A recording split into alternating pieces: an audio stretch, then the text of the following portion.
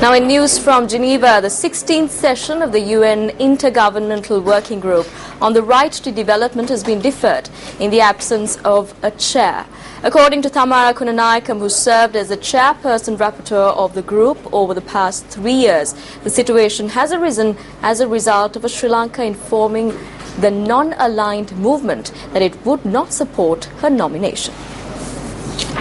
It has come as quite a surprise and a shock to all the member states here, who've taken for granted that I would be renominated again by the non-aligned movement, until just a few days before the meeting. The Sri Lankan, the foreign ministry has sent instructions not to support my renomination. And so Sri Lankan mission here told the non-aligned movement that they will not support me, so they will in fact block my candidature.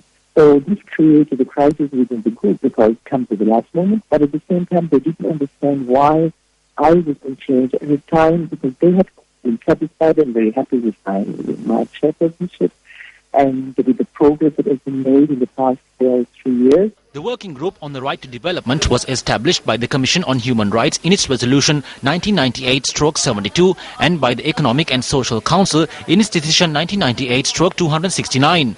It is an open-ended working group under the office of the High Commissioner for Human Rights, meaning that all UN member and observer states, intergovernmental organizations and non-governmental organizations with ECOSOC consultative status may attend public meetings of the working group. As Chairperson Rapporteur, Tamara Kunanayakam had presented a draft framework to improve the effectiveness and efficiency of the working group on the right to development with a view to accomplishing its mandate.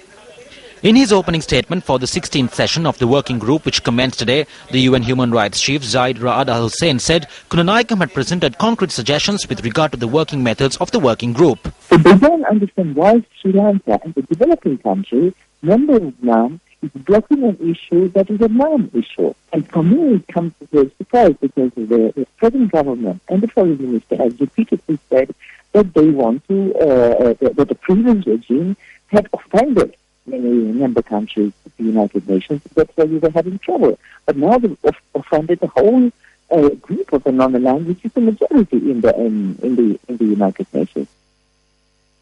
I was away on Saturday when I heard the startling news that the Sri Lankan Foreign Ministry had wanted to stop Tamara Kunanayakam being renominated as chair of the UN Working Committee on the Right to Development.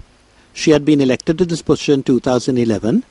After she was sacked, rather sadly, by the last government, they had tried to stop her, but the non-aligned movement had wanted her appointed, and then the last government withdrew its objections.